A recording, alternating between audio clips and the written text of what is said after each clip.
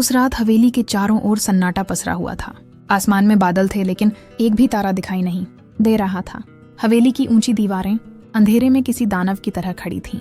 राधिका लाल रंग के भारी जोड़े में सजी हुई पलंग पर बैठी थी। उसके हाथों की मेहंदी अभी सूखी भी नहीं थी। कंगनों की हल्की सी आवाज भी उसे डरा रही थी। आज उसकी सुहागरात थी, लेकिन उसके मन में खुशी के बजाय अजीब सा डर भरा हुआ था। शादी पूरे गांव की मर्जी से हुई थी, पर दूल्हे को किसी ने ठीक से नहीं देखा था। शादी के समय भी उसका चेहरा घूंघट में छिपा रहा। जब राधिका ने अपनी माँ से सवाल किया था तो माँ ने बस इतना कहा था कि ये इस हवेली का रिवाज है। ये हवेली पीढ़ियों पुरानी थी। लोग कहते थे कि यहाँ कई रहस्य दफन हैं, पर किसी में हिम्मत नहीं थी कि सच पूछ सके। कमरे में सिर्फ एक दिया जल रहा था। उसकी लौ बार बार बिना हवा के कांप रही थी। राधिका ने इधर उधर देखा। कमरा बहुत बड़ा था, लेकिन फिर भी उसे घुटन महसूस हो रही थी। अचानक ठंड बढ़ने लगी, ऐसी ठंड जैसे किसी ने बर्फीली हवा कमरे में छोड़ दी हो। राधिका ने शॉल कसकर ओढ़ ली। उसकी सांस तेज चलने लगी। तभी कमरे का दरवाजा अपने आप धीरे से बंद हो गया। लकड़ी की चरमराहट पूरे कमरे में गूंज उठी। राधिका का दिल जोर जोर से धड़कने लगा। उसने उठकर दरवाजे की ओर देखा। कमरे में अब अजीब सी खामोशी थी। सिर्फ दिए की थरथराती रोशनी दीवारों पर साए बना रही थी। अचानक फर्श पर किसी के चलने की आहट आई। राधिका की नजर जमीन पर टिक गई। आहट धीरे धीरे पलंग के पास आती गई। उसके पैरों में जान नहीं बची थी। राधिका ने हिम्मत करके पूछा, कौन है वहां? कोई जवाब नहीं मिला, सिर्फ भारी सांसों की आवाज सुनाई दी। तभी किसी ने उसका हाथ पकड़ लिया। वह हाथ बहुत ठंडा था, जैसे किसी मुर्दे का हाथ हो। राधिका डर से कांप उठी। उसने हाथ छुड़ाने की कोशिश की। तभी एक गहरी आवाज गूंजी, डरो मत। आवाज इंसान जैसी नहीं थी, उसमें अजीब सी गूंज थी। राधिका ने कांपती आवाज में पूछा, आप कौन हैं? आवाज ने कहा, मैं तुम्हारा पति हूँ। राधिका ने धीरे से ऊपर देखा। उसे चेहरा साफ दिखाई नहीं दिया। दिए की रोशनी में सिर्फ लाल चमकती आंखें नजर आईं। चेहरा धुएं जैसा था। शरीर किसी साए की तरह हिल रहा था। राधिका की सांस अटक गई। उसका शरीर सुन्न पड़ गया। उसने समझ लिया कि यह इंसान नहीं है। वह कुछ कहना चाहती थी, लेकिन उसकी जुबान ने साथ नहीं दिया। तभी उस साए ने कहा, यह विवाह बहुत पहले तय हो चुका था। राधिका ने डरते हुए पूछा, किसने तय किया? साए ने हंसते हुए कहा, इस हवेली ने। कमरे की दीवारों से अजीब सी आवाज आने लगी, जैसे कोई बहुत पुराना दर्द जाग गया हो। साया धीरे धीरे राधिका के और पास आया। उसकी ठंडी सांस राधिका के चेहरे पर महसूस हुई। उसने कहा, आज तुम्हारी सुहागरात है। राधिका की आंखों से आंसू बहने लगे। वह पीछे हटने लगी। तभी दिया अपने आप बुझ गया। पूरा कमरा अंधेरे में डूब गया। अंधेरे में सिर्फ उस साए की हंसी गूंजती रही। राधिका ने पूरी ताकत से चीखने की कोशिश की, लेकिन उसकी आवाज बाहर नहीं गई।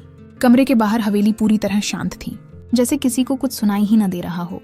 उस रात हवेली ने एक और राज अपने भीतर कैद कर लिया। सुहागरात की असली कहानी अभी शुरू ही हुई थी। अंधेरे में राधिका की आंखें खुली हुई थीं। वह सांस तो ले रही थी, लेकिन उसका शरीर उसका साथ नहीं दे रहा था। कमरे में फैली ठंड अब हड्डियों तक उतर चुकी थी। अचानक उसे अपने कान के पास किसी की फुसफुसाहट सुनाई दी। वह आवाज धीमी थी, लेकिन बहुत पास थी। राधिका ने आंखें बंद कर लीं। वह इस सच्चाई से भागना चाहती थी, लेकिन आवाज फिर आई, अब तुम मेरी दुल्हन हो। राधिका के होंठ कांपने लगे। उसकी पलकों से आंसू बहकर गालों पर गिरने लगे। उसने मन ही मन भगवान को याद किया, लेकिन शब्द जुबान तक आते ही मर गए। कमरे में फिर से हल्की रोशनी फैलने लगी। दिया अपने आप जल उठा। राधिका ने कांपते हुए आंखें खोली। वह साया अब पहले से ज्यादा साफ दिखाई दे रहा था। उसका चेहरा झला हुआ था। आंखें गड्ढों की तरह गहरी थीं। उनके भीतर लाल आग जल रही थी।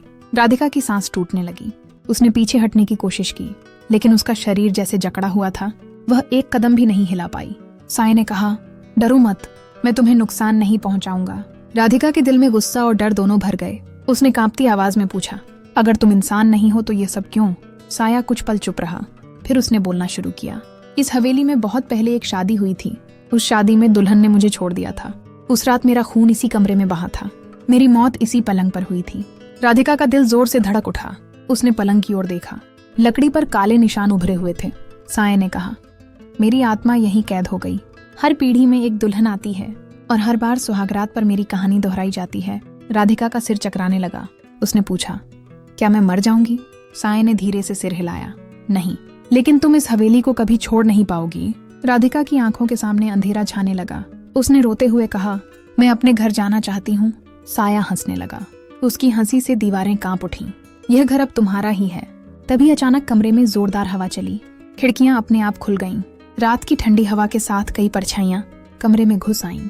वे सब बिना चेहरों के साए थे। राधिका ने डर से आंखें बंद कर लीं। उसे लगा अब उसकी सांसें खत्म हो जाएंगी, लेकिन तभी उसने एक और आवाज सुनी। वह आवाज किसी औरत की थी। उसके सामने एक स्त्री की आत्मा खड़ी थी। उसके चेहरे पर दर्द था, उसकी आंखों में आंसू थे। उस आत्मा ने राधिका से कहा, मैं भी कभी इस हवेली की दुल्हन थी। राधिका ने कांपते हुए पूछा, अब बच क्यों नहीं पाई? आत्मा ने जवाब दिया, क्योंकि मैंने डर मान लिया था। साया गुस्से से गुर्राया, तुम चुप रहो। लेकिन आत्मा ने राधिका का हाथ थाम लिया। डर को हराया जा सकता है। राधिका के भीतर पहली बार हिम्मत जागी। उसने आंखें बंद की और पूरी ताकत से चिल्लाई, मैं डरूंगी नहीं। कमरे की रोशनी तेज हो गई। साये की आंखों की लाल चमक कमजोर पड़ने लगी। साया पीछे हटने लगा। नहीं, ये मुमकिन नहीं है। राधिका ने एक कदम आगे बढ़ाया। उसका शरीर अब आजाद था। आत्मा मुस्कुराई, लेकिन तभी हवेली फिर से कांप उठी। दरवाजे जोर जोर से बजने लगे। साया चीख पड़ा, यह हवेली मेरी है। अचानक सब कुछ शांत हो गया। राधिका खुद को फिर से पलंग पर बैठी हुई पाई। कमरा वैसा ही था जैसा शादी की रात। क्या यह सब सपना था? लेकिन तभी उसने अपने हाथ पर देखा। उस आत्मा का स्पर्श अभी भी महसूस हो रहा था और कमरे के कोने में वह साया फिर से खड़ा था।